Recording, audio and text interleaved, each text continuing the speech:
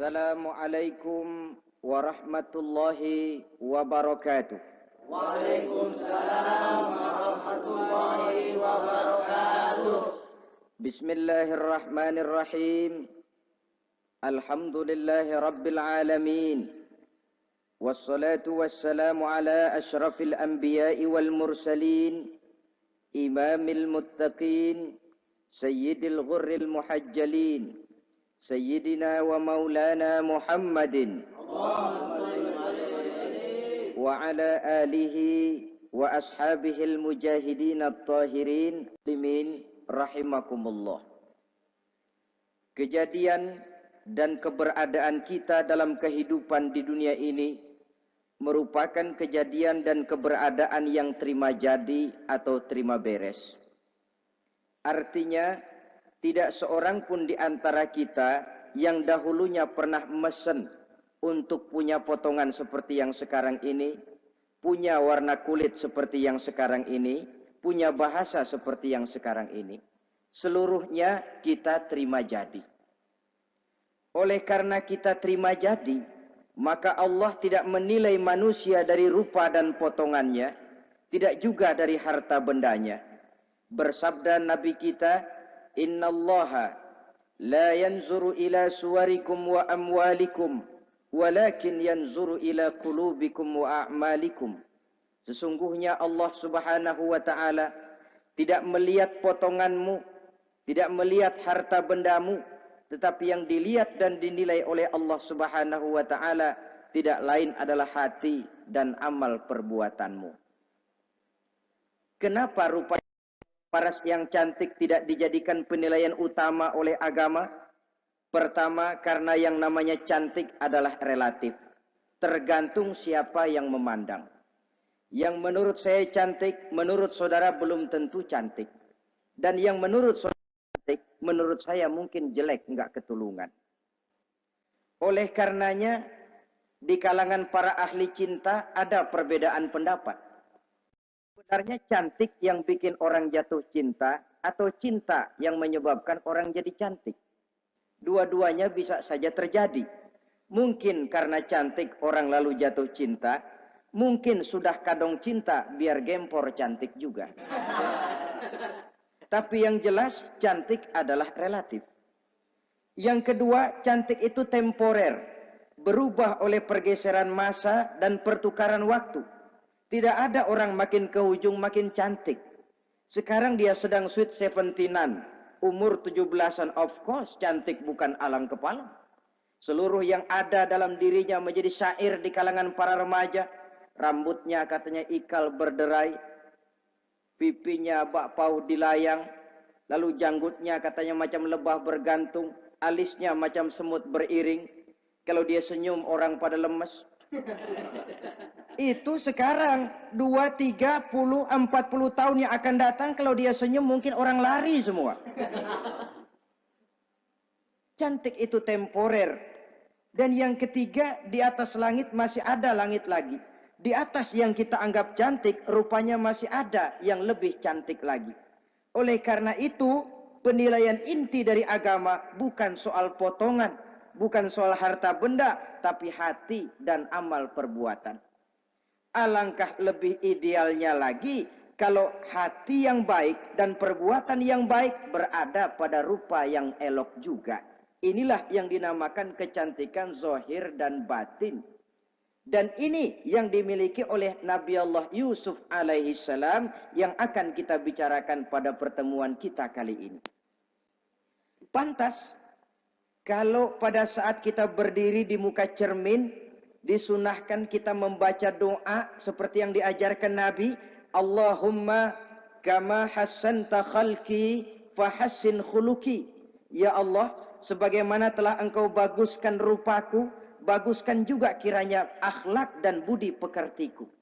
Supaya kecantikan zahir diiringi dengan kecantikan batin. So apa gunanya zahir yang cantik kalau batinnya berbahaya?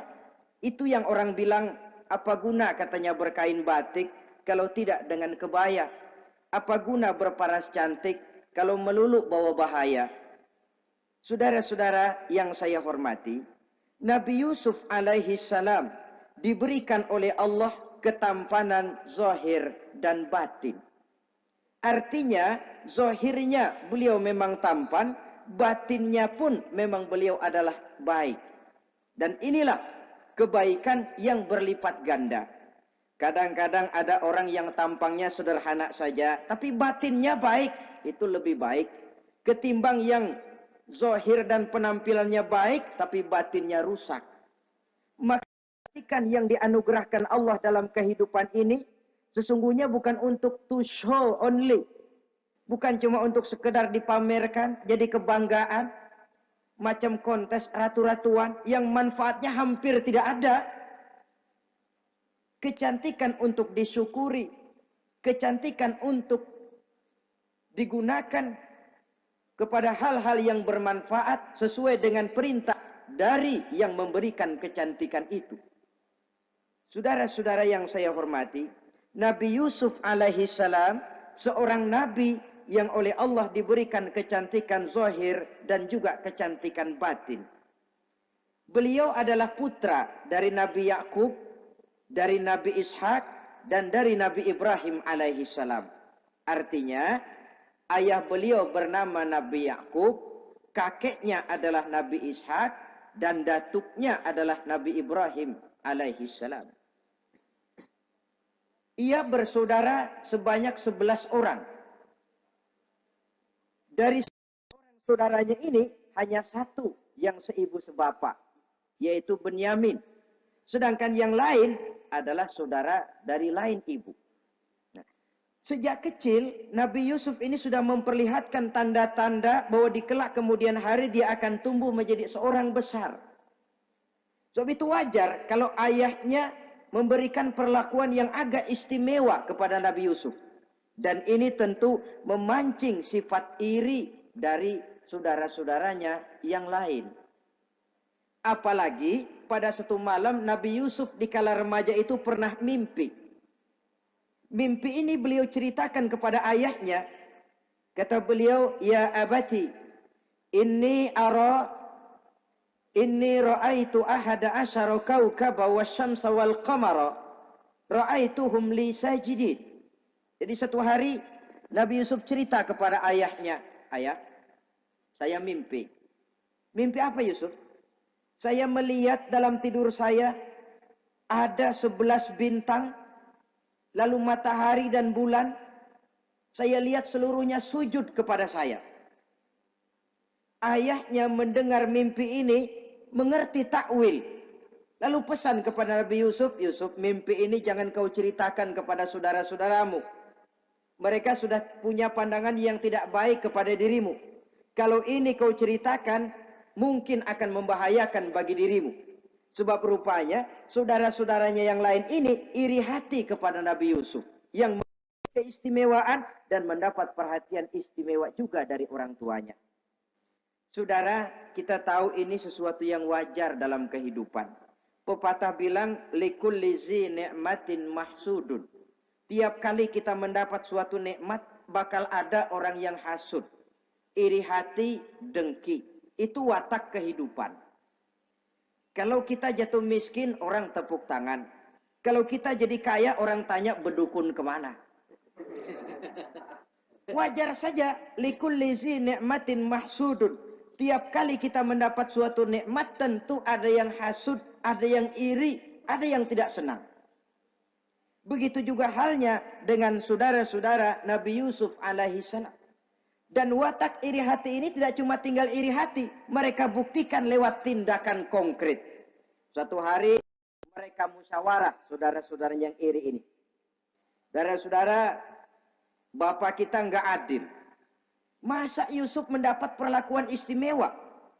Wa nahnu usbah, sedangkan kita ini golongan yang lebih besar. Dari 12 orang anaknya, masa cuma satu Yusuf yang mendapat perlakuan lebih istimewa? Kita ini yang 11 dianggap angin apa? Nggak adil abah kita ini. Iya, tapi caranya bagaimana? Apa kita omelin bapak? Jangan. Habis Yusuf singkirin. Kalau Yusuf nggak ada, kan anaknya tinggal kita. Praktis, perhatiannya seluruhnya akan tercurah kepada kita. Nah, saya ingatkan, bahwa hasud sering mendorong orang untuk melakukan segala macam cara. Artinya orang itu kalau sudah dibakar sifat dengki, iri hati, dia rela melakukan apa saja.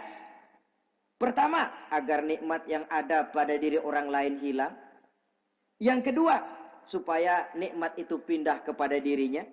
Andai kata tidak pindah kepada dirinya, ya hilang sajalah. Jangan orang lain yang dapat nikmat. Ini watak hasud. Ingin nikmat orang lain pindah kepada dirinya, atau hilang walaupun tidak pindah kepada dirinya, tapi yang bersangkutan tidak lagi mendapat nikmat. Untuk itu segala macam cara akan dilaksanakan. Ini dicontohkan dari usaha yang dilaksanakan oleh saudara-saudara Nabi Yusuf alaihissalam. Oke, setuju, kita singkirkan Yusuf. Tapi caranya bagaimana? Gampang. Bunuh saja. Kalau bunuh sih rasa-rasanya tidak sampai hati membunuh Yusuf. Lalu bagaimana? Kita kucilkan saja dia. Kita asingkan dari sini, kita buang jauh-jauh supaya dia tidak ada lagi kelihatan dalam pandangan Abah. Kalau dia sudah tidak ada dalam pandangan Abah, yang dilihat cuma kita dan seluruh kasih sayangnya akan tercurah kepada kita semua. Nah, setujulah kalau itu. Caranya nanti kita atur belakangan. Jadi satu hari permisilah saudara-saudaranya ini kepada Nabi Yakub. Abah, kami permisi mau pergi main-main dan Yusuf akan kami ajak. Kata Nabi Yakub, saya khawatir. Nabi Yakub sudah melihat gelagat yang tidak baik. Sudah ada semacam firasat. Saya khawatir kalau Yusuf kau bawa, nanti dia akan kena celaka. Atau dimakan oleh serigala, sedangkan kamu nanti akan lalai. Kata anak-anak yang lain, percaya dah Pak, saya akan jaga. Saya kan saudaranya, masa tega membiarkan Yusuf celaka atau dimakan serigala. Pokoknya aman, sip dah.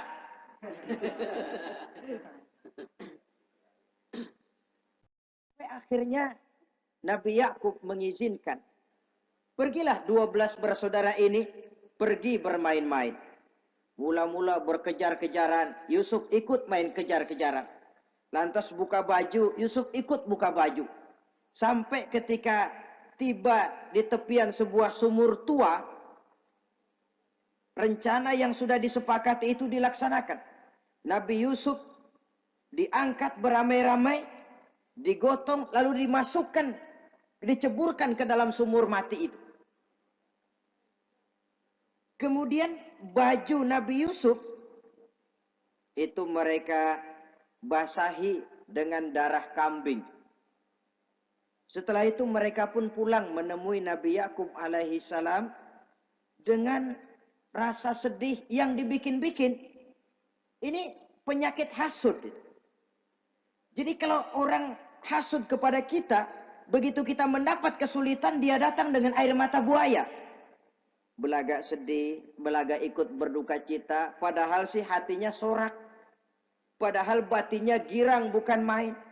Pak, saya ikut berduka cita, Pak, saya ikut sedih. Padahal hatinya biar mampus loh. Ini yang dilakukan oleh saudara-saudara Nabi Yusuf. Mereka datang dengan air mata berurai, nangis, Abah. Ketika kami sedang main-main, Abah, kami lupa. Kami tinggalkan Yusuf sendirian. Ketika kami balik, kami cuma mendapati bajunya sudah berlumur darah. Barangkali saudara kami Yusuf dimakan oleh serigala. Nabi Yakub tercenung. Ternyata firasatnya adalah benar. Baju Nabi Yusuf itu yang berlumur darah kambing, buatan saudara-saudaranya yang hasud tadi, diciumi dan dipeluk oleh Nabi Yakub. Kepedihan seorang ayah yang ditinggalkan oleh anak tercintanya. Saudara, adapun Nabi Yusuf alaihi salam tercebur di sumur mati itu. Sampai pada satu hari ada khalifah, ada kafilah niaga dari negeri Madian hendak menuju ke negeri Mesir, lewat di tempat itu. Ketika salah seorang mereka bernama Malik bin Zo'ar hendak mengambil air, timba diturunkan ke dalam sumur. Begitu diangkat, ini air kok berat amat. Makin diangkat, makin berat. Sampai di atas bukan air, orang isinya. Ada orang di ember. Dia lihat rupanya sangat tampan, elok, cantik. Ini barangkali anak bangsawan ini. Parasnya begini cantik, begini tampan. Ini kalau dijual di Mesir nanti tentu harganya mahal nih. Order nih. Objek. Maka dibawalah Yusuf ini ke negeri Mesir. Setibanya di sana diperjualbelikan sebagai budak belian. Nah, nasib baik rupanya Yusuf ini ketika terjadi pelelangan dibeli oleh seorang pembesar istana, seorang menteri yang bernama Kitfir. Kitfir melihat, ini cantik anak remaja ini. Tampangnya elok, parasnya indah, kelihatannya budi pekertinya pun halus. Kita ambil saja ini, kata Kitfir kepada istrinya Zulaikha. Kita angkat dia jadi anak, siapa tahu nanti dia memberikan manfaat yang besar bagi kita. Baiklah, baiklah. Dan sejak saat itu, Yusuf dipelihara di rumah Kitfir dalam istana yang tinggal bersama istrinya Zulaikha. Menurut satu riwayat, 10 tahun lamanya Nabi Yusuf tinggal di tempat Kitfir. Dan selama 10 tahun itu tentu terjadi perkembangan baik jasmaninya maupun rohaninya. Dari anak-anak ia berubah menjadi remaja lalu meningkat ke arah dewasa. Makin matang kedewasaannya, makin tampan dan elok parasnya, makin cantik budi pekertinya, ditempa oleh watak kenabian yang disiapkan oleh Allah Subhanahu wa taala. Sehingga tidak heran ketampanan Nabi Yusuf ini lalu jadi buah bibir di kalangan istana. Tidak cuma anak perempuan bangsawan, tidak cuma istri para penguasa, sampai kepada kelompok orang awam selalu berandai-andai. Kalau saja, andai kata umpama saya bisa berdampingan dengan Yusuf, kalau saja. Kata-kata kalau saja ini keluar dari perempuan-perempuan yang melihat Yusuf alaihissalam. Dan yang unik, kecantikan Nabi Yusuf itu, kalau dia berdampingan dengan orang yang jelek, si jelek ini ikut sedikit cantik. Biasanya kan kalau ada orang ganteng, duduk berdampingan sama orang jelek, ganteng makin kelihatan kegantengannya, yang jelek makin demek. Itu biasanya. Tapi kecantikan Nabi Yusuf ini tidak mengangkat orang lain. Nah, rupanya yang tertarik kepada ketampanan Nabi Yusuf ini tidak cuma perempuan-perempuan lain, juga termasuk Siti Zulaikha, istri daripada Kitfir, yang merupakan ibu angkatnya. Kalau pada mulanya Zulaikha merawat Nabi Yusuf sejak kecil dengan harapan nanti akan membawa manfaat. Setelah dilihatnya makin lama makin tampan, makin lama makin cantik, makin lama makin rupawan. Berubah rupanya rasa kasih sayang seorang ibu menjadi kasih sayang seorang perempuan kepada laki-laki. Dia merindukan saat-saat di mana dia bisa mencurahkan rasa hatinya itu kepada Nabi Yusuf alaihi salam. Hampir-hampir nyaris Zulaikha ini, kalau istilah anak muda barangkali, siang jadi kenangan, malam jadi impian. Kemanapun dia pergi, bayangan Yusuf juga yang selalu menggodanya. Selalu ditunggunya saat-saat yang mungkin untuk dia bisa menyampaikan hasrat hatinya kepada Nabi Yusuf alaihi salam. Dan saat itu pun datang. Satu hari Kitfir harus menghadiri persidangan negara. Rumah besarnya lenggang, para pembantu kebetulan tidak seorang pun ada di dalam. Inilah saat yang ditunggu-tunggu oleh Zulaikha. Keluarlah ia dari kamarnya dengan pakaian yang tipis sewarna dengan warna kulitnya, sehingga pakaian dalamnya nyaris tembus. dengan langkah yang diatur sedemikian rupa, memancing rangsangan, ia datang menghampiri Yusuf alaihi salam. Lalu dengan suara lemas memelas, ia pun memanggil Yusuf. Ada apa tuanku? Sini yang. Kalau bahasa kita. Melihat mendengar suaranya yang lain dari hari-hari biasa. Apalagi melihat pakaian Zulaikha yang begitu tipis. Jantung Nabi Yusuf berdetak sangat cepat. Darah mengalir dengan cepat. Maklum, beliau juga manusia, laki-laki, normal terlepas dari kenabiannya. Jantungnya dak-dik-duk. Kemari Yusuf, sini. Ada apa tuanku? Sudah lama Yusuf. Lama apa tuanku? Saya memendam rindu kepadamu Yusuf. Siang malam engkau juga yang jadi tumpuan harapan saya. Kemanapun saya pergi seakan wajahmu juga yang saya lihat Yusuf. Tidur saya jadi tak nyenyak. Makan saya tak pernah membawa kekenyangan Yusuf. Tidur yang biasanya mendatangkan semangat seolah semuanya pergi meninggalkan saya Yusuf. Hembusan sepoi pagi mengusap bunga merekah dalam taman yang biasanya membawa keindahan. Semuanya telah berganti dengan keindahan wajahmu Yusuf. Sinilah sebentar penuhi hasrat hati saya. Saya segan tuanku.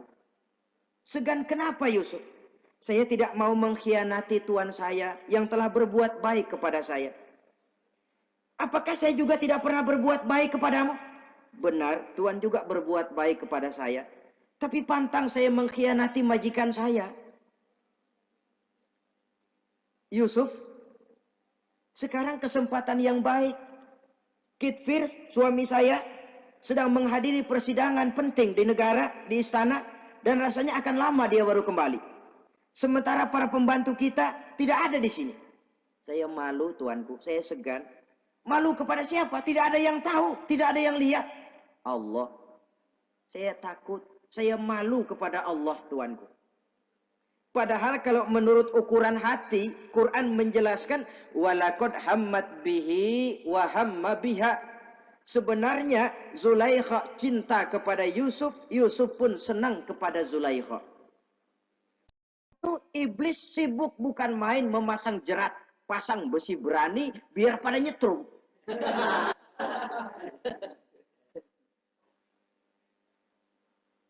Zulaikha senang Yusuf, Yusuf sebenarnya pun secara manusiawi menyenangi Zulaikha.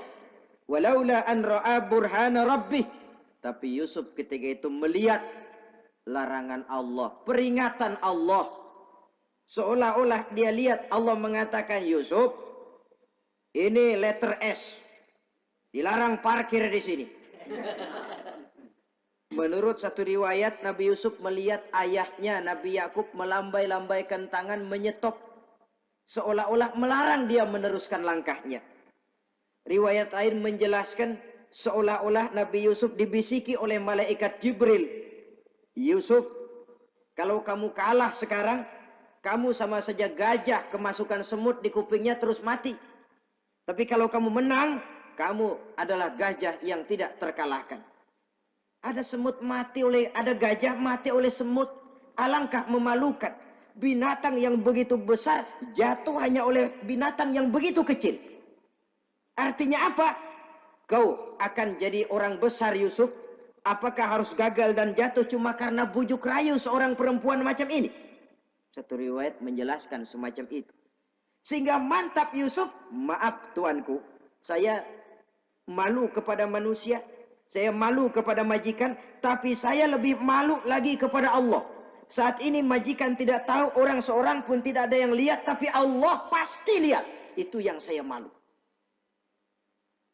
Ah Yusuf, jangan sok kalem. Mumpung situasi mengizinkan, mubazir nih. Zulaikha pun berangkat pergi ke tempat pembaringan, ke tempat tidur.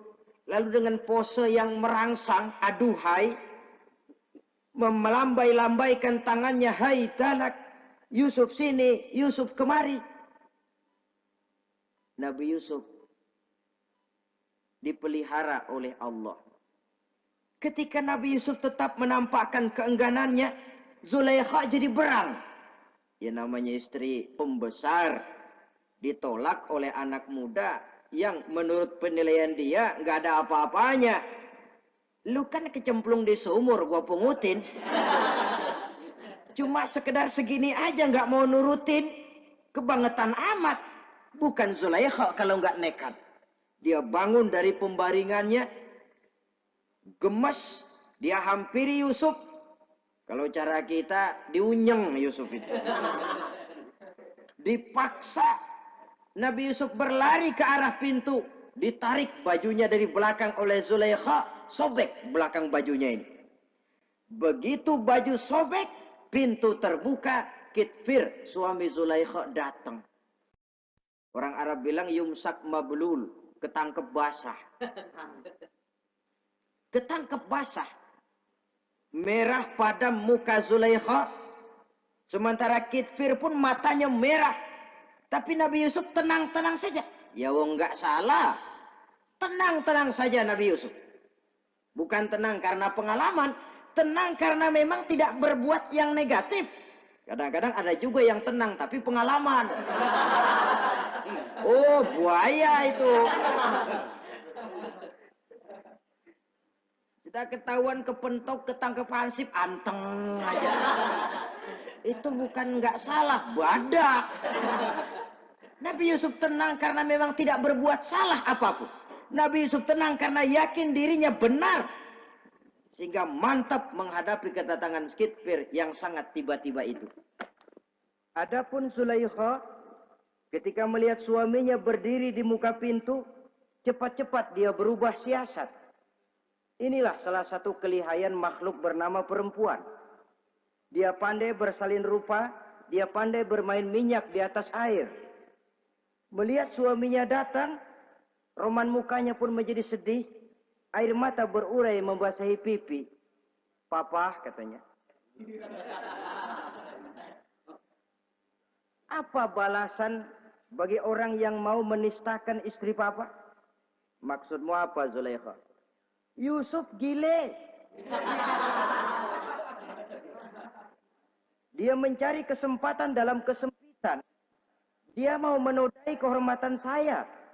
Dia hendak memperkosa saya. Kata Nabi Yusuf, bukan saya, Tuan.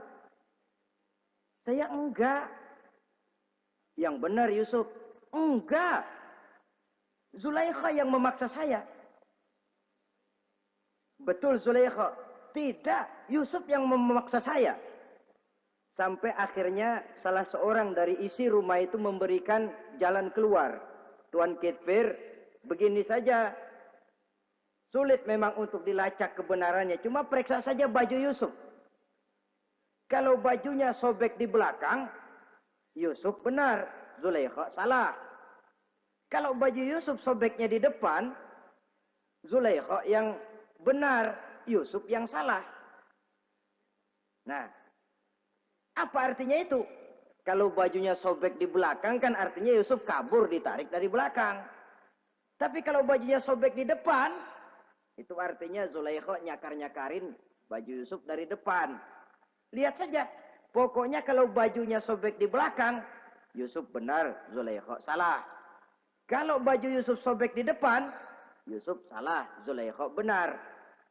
Ketika diperiksa, dicek bajunya, betul sobek di belakang. Artinya Yusuf benar, Zulaikha yang salah. Kata Kitfir, Zulaikha, jelas sudah bagaimana kejadian yang sebenarnya.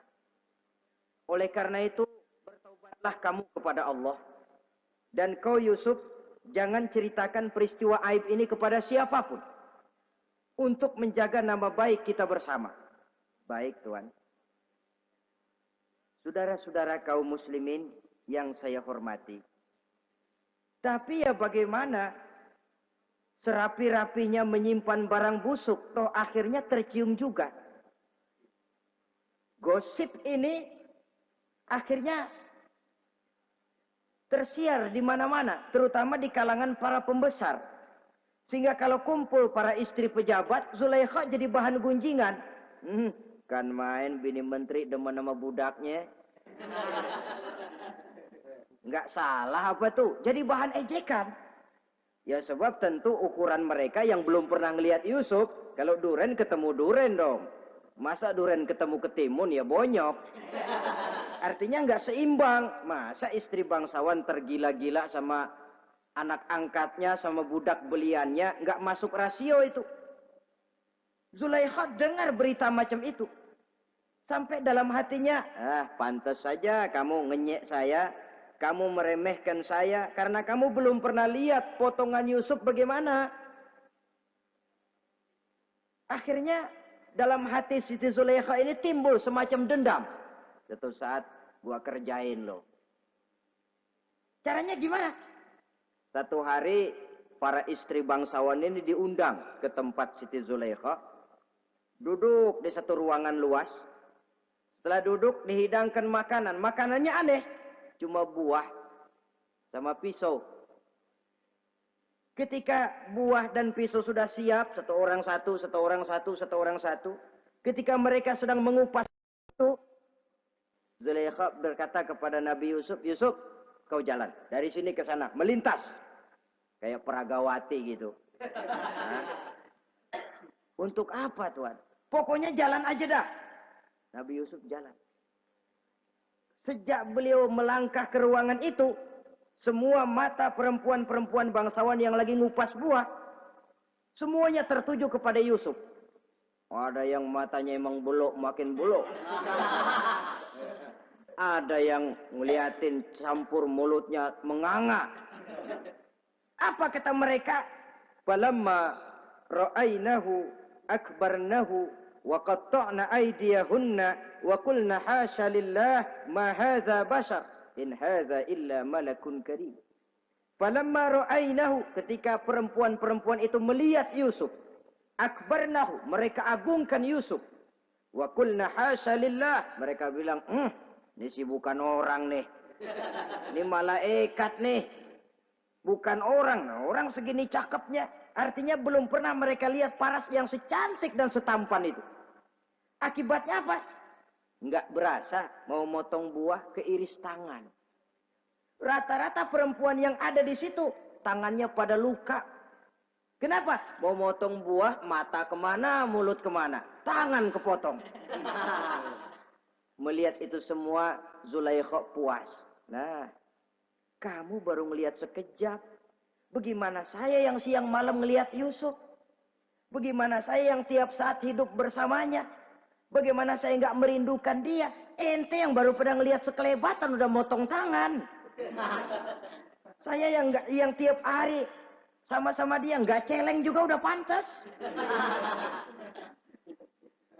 Saudara-saudara kaum muslimin yang saya hormati. Akhirnya untuk menjaga nama baik keseluruhannya, Nabi Yusuf pun mengalah. Karena berita ini sudah tersiar, Yusuf dipojokkan, tidak cuma sekedar dipojokkan, beliau dimasukkan ke dalam penjara. Tapi apa kata beliau? Rabbis sijnu ahabbu ilayya mimma yad'unani ilaih. Ya Allah, kalau memang karena resiko penolakan saya terhadap ajakan Zulaikha menyebabkan saya harus masuk penjara, penjara lebih saya sukai, penjara lebih saya cintai ketimbang ikut kemauan Zulaikha.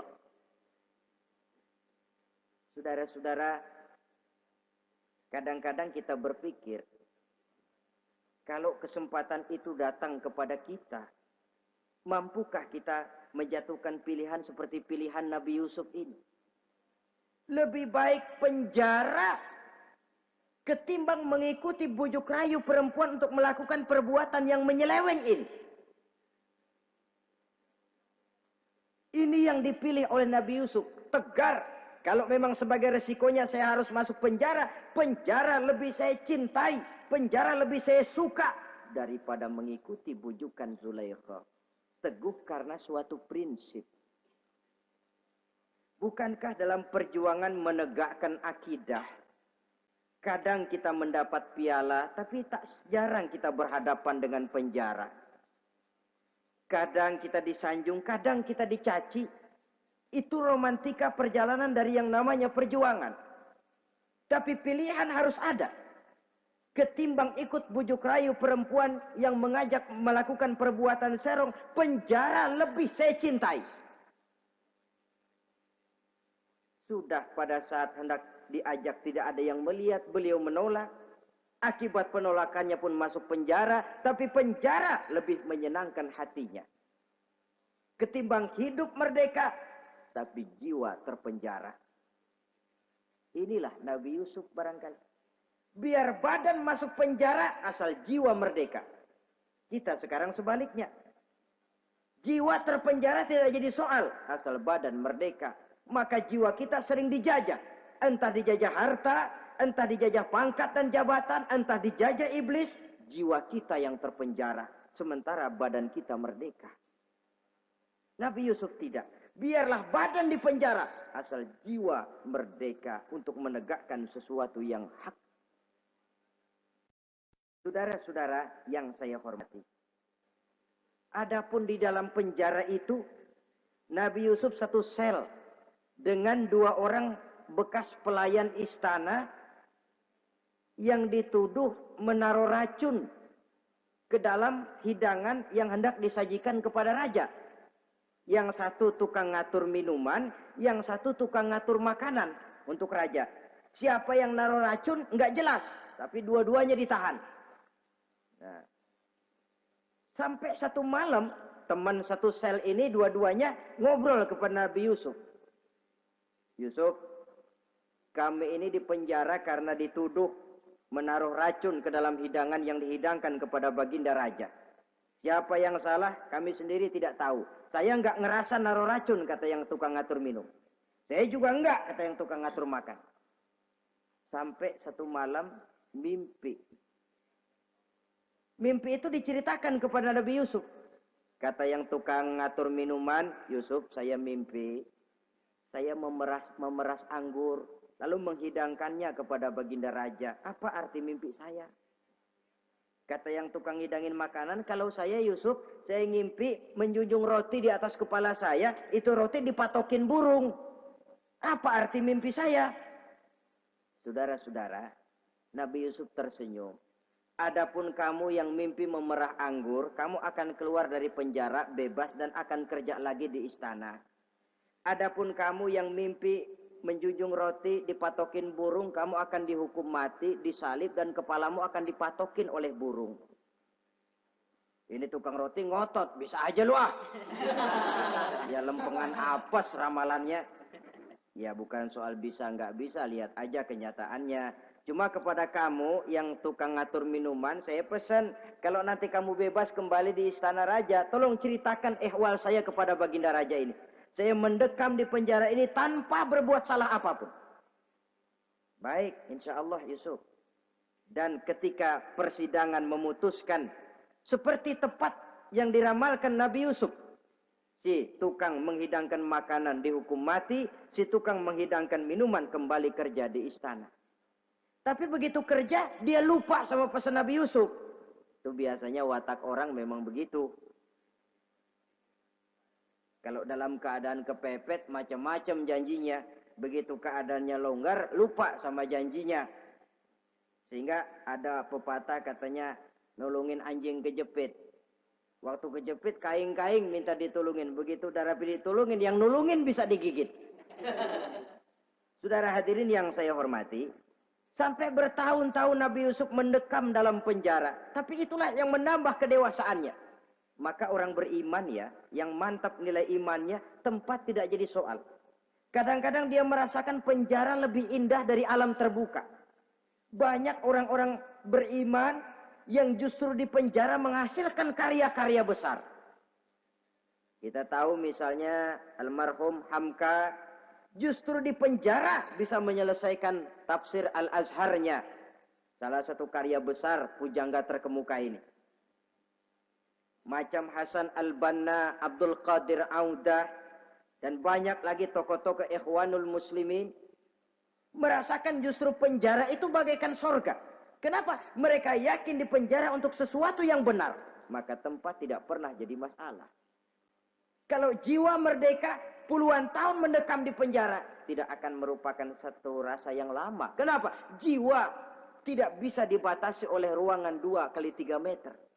Jiwa yang merdeka tidak bisa dibatasi dengan teralis besi.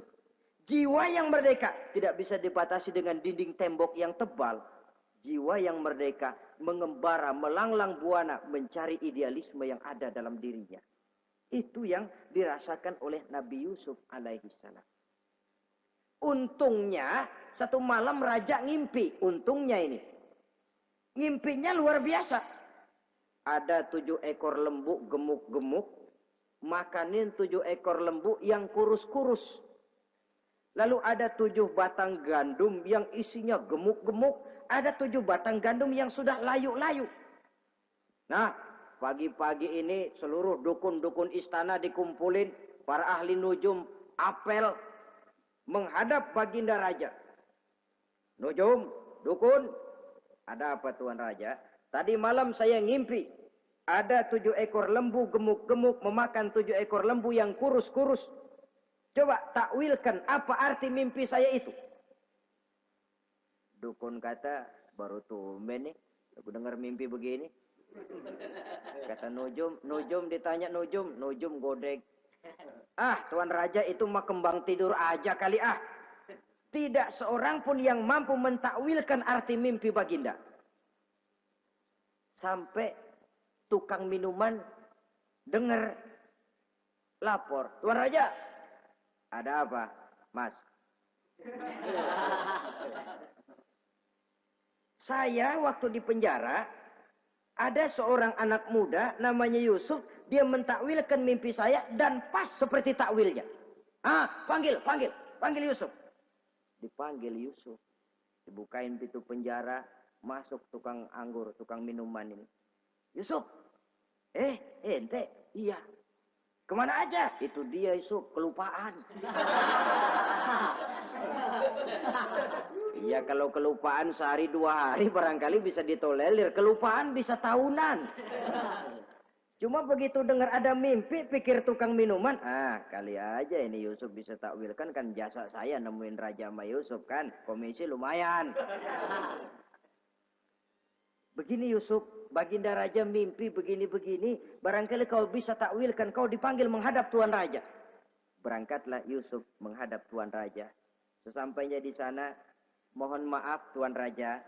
Menurut takwil saya, arti mimpi Tuan Raja itu akan datang satu masa di mana 7 tahun lamanya negara ini subur, makmur, aman, tentram, gemah, repah, loh jenawi, toto tentrem, kertora harjo. Tapi akan datang setelah itu 7 tahun lamanya di mana musim kemarau membahana, tanah menjadi kering, gagal, rakyat diancam kelaparan. Dan kita harus siap-siap untuk itu. Itu takwil mimpi Tuhan. Caranya bagaimana Yusuf mengatasi krisis kelaparan ini? Ya kita bikinlah gudang-gudang untuk menyimpan makanan. Kalau lagi panen jangan mumpung. Ingat pada suatu saat kita akan paceklik. Sehingga kata orang-orang tua dulu, kalau lagi sehat ingat dong bakalan sakit. Kalau lagi kaya ingat dong bakalan miskin. Semuanya itu milik daripada kehidupan. Tidak ada orang yang ketawa terus dalam hidup. Tidak ada orang yang nangis terus. Semuanya silih berganti, datang pergi, patah tumbuh, hilang berganti. Dunia hari ini bikin kita ketawa, besok dia buat kita menangis. Hari ini dibuatnya kita senyum, besok dibuatnya kita berurai air mata. Hari ini dijadikannya kita kaya, besok dijadikannya kita kere. Pantas kalau orang bilang, wamal hayatud dunya, Allah mengatakan wamal hayatud dunya illa lahun wala'ib. Hidup dunia ini cuma sandiwara. Tiap kita sekarang sedang memegang peranan. Ketika memegang peranan, ya jadi orang kaya peranan, jadi kiai peranan, jadi jenderal peranan. Sama saja dengan wayang golek. Gatot Kaca yang bertulang kawat berotot baja, punya ajian beraja musti, gagah perkasa, bisa terbang di angkasa. Hebat perkasa Gatot Kaca. Kapan? Waktu dipegang dalang. Betul apa benar?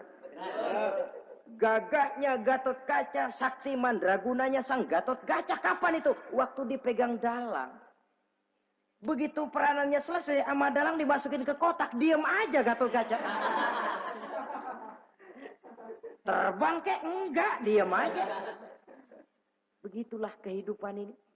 Gagah kita menyandang bintang 4 di pundak. Gagah kita membawa harta yang banyak. Gagah kita membawa jabatan ini dan itu. Waktu oleh sang sutradara dimasukkan ke dalam lubang yang luasnya tidak lebih 1 kali 2 meter. Enggak bekutik. Enggak ada yang lawan. Jenderal yang berbintang 4 dilonjorin, dia yang lihat anteng aja. Habis peranan sudah sampai di situ. So, itu wajar. Kata Nabi Yusuf, kalau lagi panen, ingat pada suatu saat kita akan paceklik. Jangan giliran panen besar. Di daerah-daerah kita lihat, sudah panen pesta pora. Bukan bersyukur kepada Allah. Tapi kegembiraan itu diwujudkan dalam bentuk lain. Tontonan yang membuat lupa diri, bermabuk-mabukan. Sehingga kadang-kadang kalau di daerah itu katanya kalau musim panen, musim kawin. Musim paceklik, musim cerai.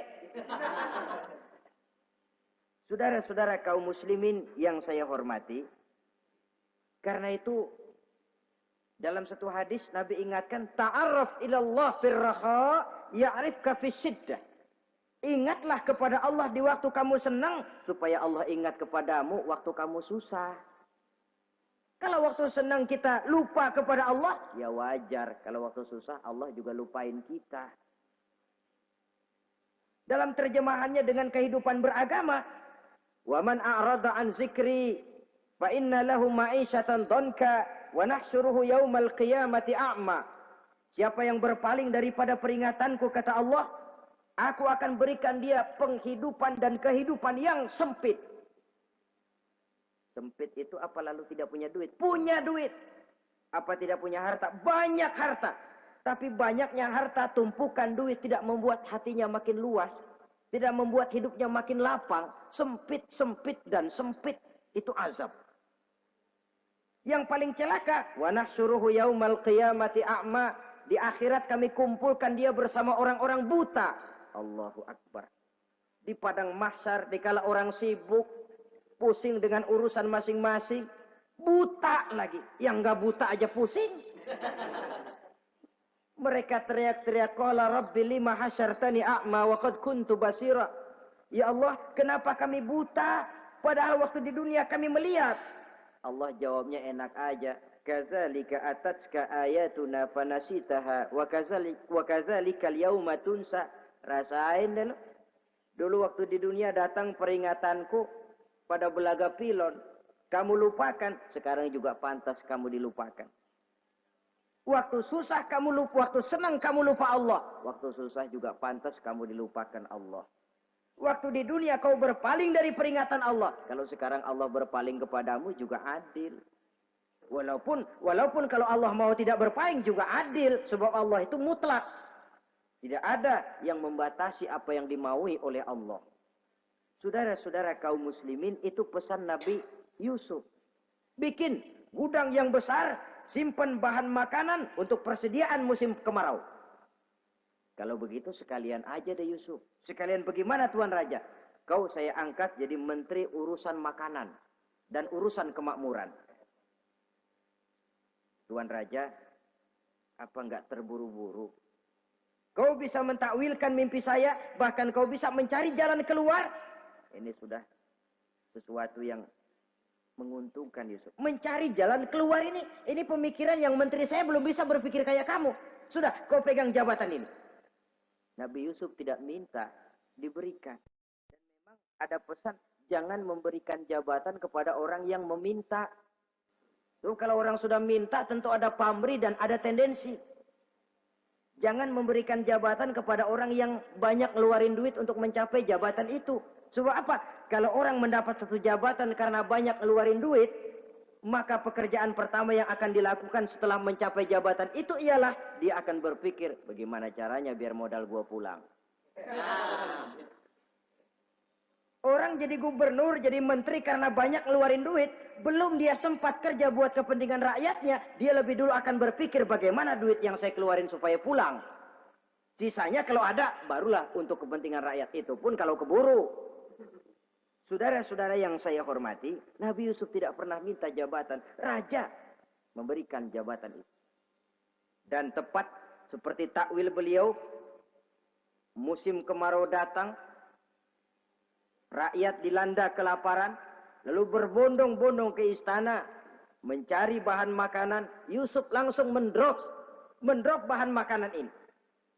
Alhasil saudara-saudara, bahaya kelaparan ini sampai juga ke daerah tempat di mana Nabi Yakub tinggal. Lalu beliau utus anak-anaknya. Saya dengar di negeri Mesir ada seorang menteri muda yang tampan dan baik hati. Pergilah kau ke sana dan mintalah makanan darinya. Berangkatlah mereka ini. Saudara-saudara, Nabi Yusuf lihat, ini saudara-saudara saya ini yang dulu nyeburin saya ke sungai. Sekarang pada antri minta jatah makanan. Kalau kita lagi di atas ngelihat orang di bawah kan enak. Yang bawah kelagapan. Kayak orang sedang berkuasa, namanya lagi berkuasa, ngomong apa juga benar. Orang kalau lagi berkuasa kentut bagus masih. Tapi kalau sudah jatuh, jangankan apalagi buang angin, batuk aja diomelin. Miskin batuk melulu lah. Di atas itu, posisi di atas gampang buat mob. Andai kata Nabi Yusuf waktu itu mau menteror, membalas saudara-saudaranya, kesempatan emas. Tapi memang hatinya, hati yang mulia, jiwanya jiwa yang besar. Diberinya saudara-saudaranya itu makanan. Tapi dia tidak memperkenalkan diri dan saudaranya pun tidak mengenali kalau itu Yusuf. Kalau kita kan yang enak. Ingat nggak dulu? Saya diceburin ke sumur. Sekarang gantian ya. Ayo baris lo, gue ceburin atu-atu. Nabi Yusuf tidak. Diberinya saudaranya makanan. Lalu pesan. Lain kali kalau kemari lagi mau mengambil makanan, saudaramu yang namanya Benyamin bawa ke sini. Tanpa dia saya nggak mau ngasih makanan lagi. Ya sudah, pulang saudara-saudaranya ini lapor kepada Nabi Yakub.